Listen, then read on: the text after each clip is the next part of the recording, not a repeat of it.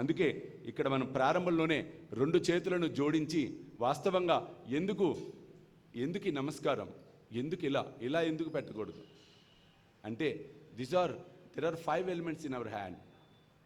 మీరు చూసినట్లయితే భూతత్వం ఉంది, వాయుతత్వం ఉంది, ముఖ్యంగా ఇది చూసినట్టు ఫైర్, ఇది అగ్నికి సంబంధించిన వేలు, ఇది వాయువుకి సంబంధించిన వేలు, ఇది ఆకాశతత్వానికి సంబంధించిన వేలు, ఇది భూతత్వానికి సంబంధించిన వేలు, ఇది జలతత్వానికి సంబంధించిన వేలు. అందుకే స్కూల్స్లో మనం అందరం చిన్నప్పటి నుంచి ఏం చేశాం, ఇప్పుడు బిడ్డలు ఏం చేస్తున్నారు, మేడం ప్యాస్కి వెళ్తా, ఈ వేలు ఎందుకు చూపిస్తారండి? Because it is related to water. So పంచభూతాలు ఏం చేసాం మనం చూడండి, దగ్గరికి చేసి కరెక్ట్ కనెక్టివిటీ చేసి పూర్తి స్థాయిగా బ్యాలెన్స్ చేసుకుంటే కానీ మానసిక ప్రవృత్తి ఒక పద్ధతిలోకి రాదు.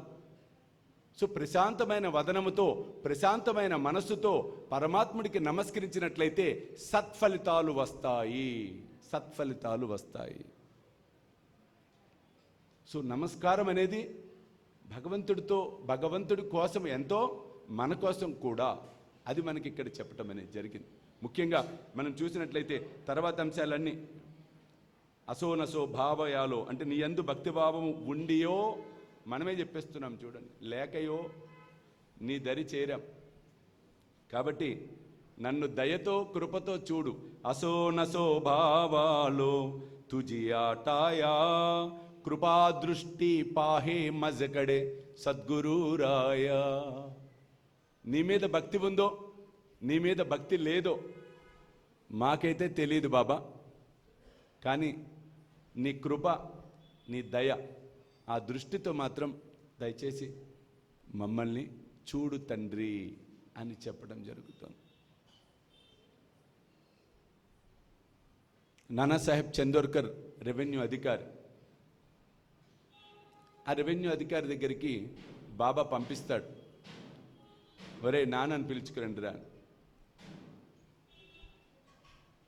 గ్రామ మున్సబు వెళ్తాడు, నమస్కారం చేస్తాడు. మీరు ఏ పని మీద వచ్చారు అని అడుగుతాడు నాన్న.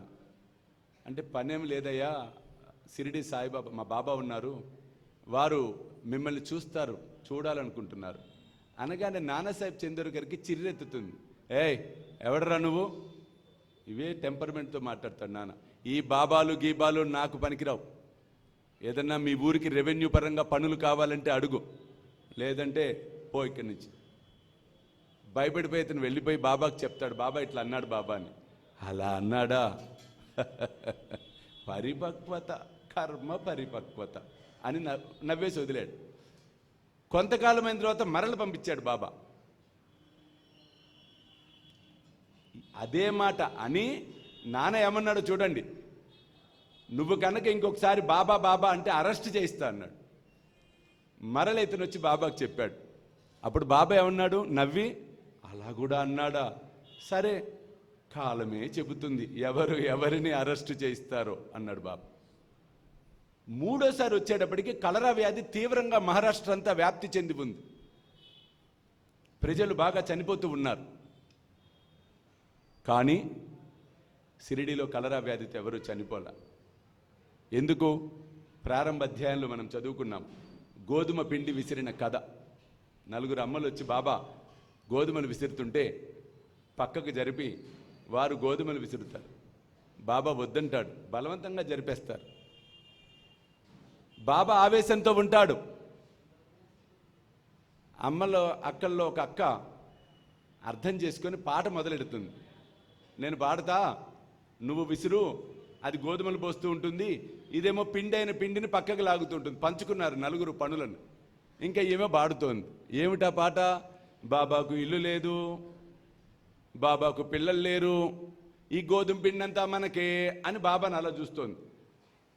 అంటే ఇండైరెక్ట్గా హింటిస్తోంది, మేము ఎత్తుకుపోతాం ఈ పిండి అంతా అని.